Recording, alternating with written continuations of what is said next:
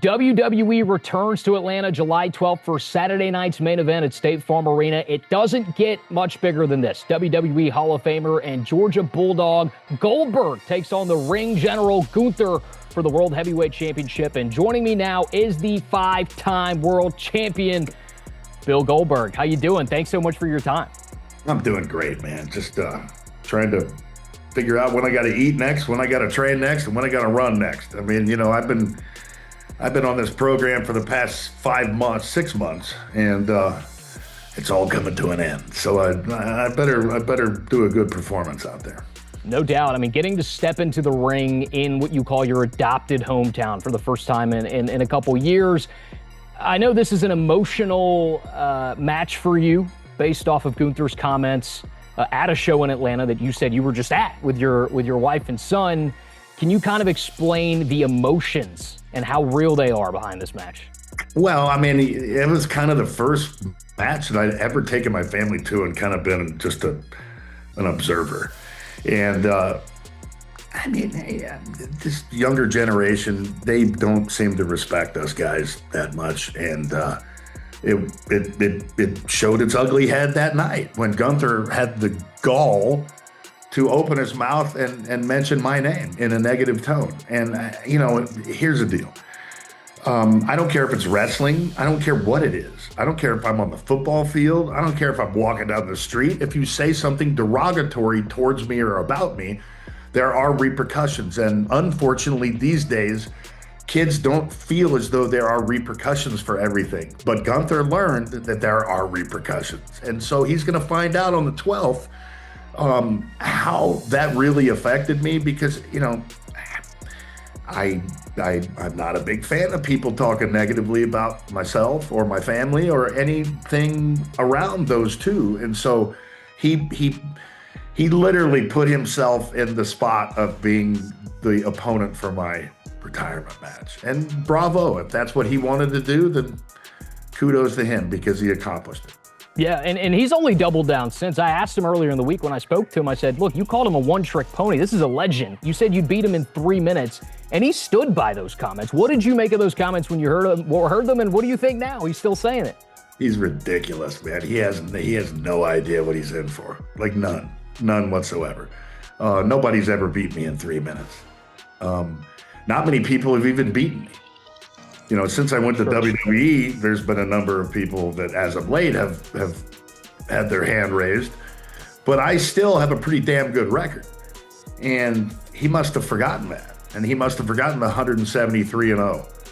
And, you know, but he'll find out. I mean, I think he's looking at my age and the fact that most of my matches were very short. Well, my matches were short because why would they be any longer if that's all the time it took for me to win? So I'm not going to stay out there and make myself look like everyone else when I can beat people in a short period of time and be unique. And so I plan to kind of do a little bit of, I'm going to keep it under my vest, what I'm going to do to Gunther. But. Well, let me get to that, because you were obviously dominant in your reign as world champion, no matter where, WCW, no matter where it was, WWE, and Gunther's kind of seen as a dominant champion as well. One of the most disciplined, they said, WWE has ever seen. What is your strategy going into a match like this, especially at this stage in your career, where this is your retirement match? What is the strategy?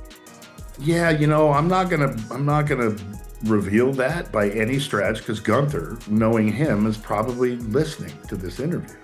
I'm not going to reinvent myself by any stretch of the imagination. What you see is what you get. The question is, can you stop it? So I'm going to bring most everything to the table that I've always brought. Now, there might be a little change here or there, and I might strategize in a different way, but that's about age and experience, and I will keep that close to my vest, and he will find out on the 12th. How important was it for you for this final match to take place in Atlanta in front of people that have watched you growing up? You mentioned the undefeated streak. I mean, you can't talk about Atlanta wrestling without you. I mean, you're a big part of that legacy. So how important was that for you after all these decades to finish it off in Atlanta? Meant everything to me. There's only one place to have this match, and it's Atlanta, Georgia. And it just so happened to be, a Saturday night's main event.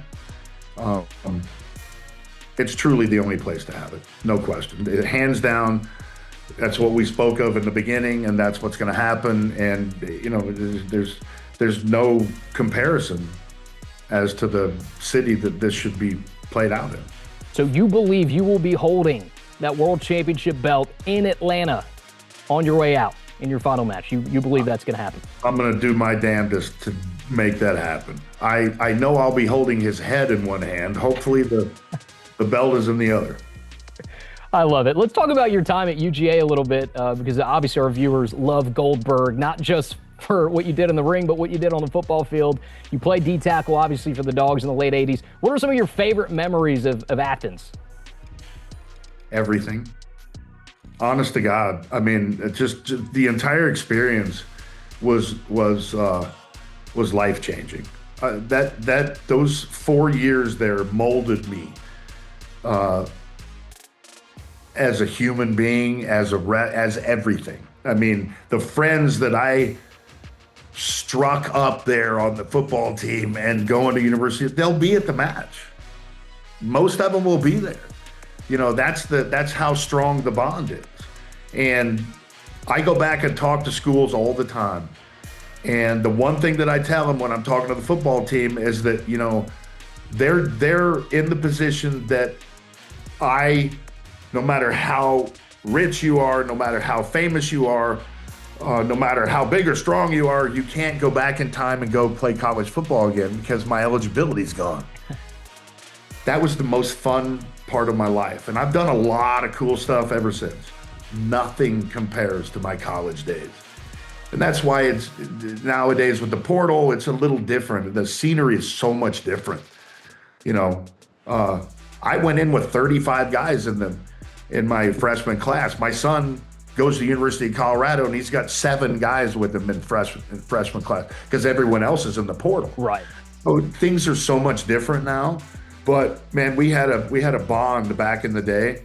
Once a dog, always a dog, man. And I bleed red and black, and I love Georgia. I do. I love the people, the fans. They were unbelievable. Not only for football, but for wrestling. So there's no other place to have this match. No doubt. You mentioned this current era of college football. A big part of that is NIL. How much money do you think Bill Goldberg makes if he was going to school right now for UGA through NIL? Oh my God, yeah. I'd probably make a little bit.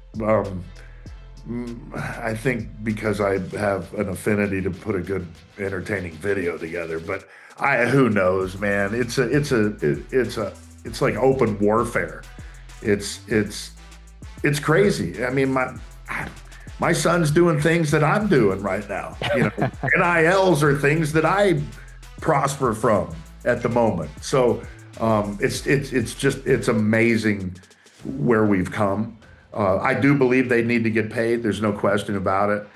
But paying hundreds of thousands or millions of dollars to these kids before they actually hit the field, that's different. So it has to be worked out. It has to be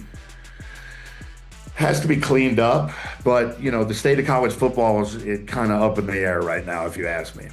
No doubt. And obviously Kirby Smart's been a big, proponent of keeping the payments, but also bringing it kind of under control. But that's not all he's done. He's become a leader in college football, not just for things off the field, but of course, back-to-back national championships at UGA, and what he's turned this program into. What excites you the most about the direction this program has taken under Kirby, and what are you most looking forward to moving forward? Well, first and foremost, let's get back to the true brass tacks. Not only is he a great coach, but he's a great human being. And you have to be both. You truly do. And you have to care about your players. And he cares about his players. Every single time I go over there, he's down in the belly of the Butts Mayer building hanging out with the team. And that's how it should be. He reminds me of Glanville a little bit when I was with the Falcons. Now, yes, they are completely different people, but they had that one trait, and they're players coaches. And I'm excited about where Georgia's going. They're the direction is nowhere but up, And like I say, Kirby's wonderful. And as long as he's at the helm, there's nothing but great things to be expected from Georgia. No doubt. If there is one guy over the last, let's say, 5 to 10 years that you think could cut a mean promo and be a WWE superstar, do you have anyone in mind on the Georgia Bulldog team within maybe the last decade? He's doing it. Elijah. Holyfield, of course. Yeah. Well, he talked to me a lot about it back in the day. And to see him get in there and to grow is so cool. I mean, I love the kid. He's a wonderful kid, first and foremost, because he's a great human being. Yeah. And he cares about his fans, and he cares about other people, and he cares about his teammates. And first and foremost, I want to say that that's the most important thing in the world, is to be a good human being.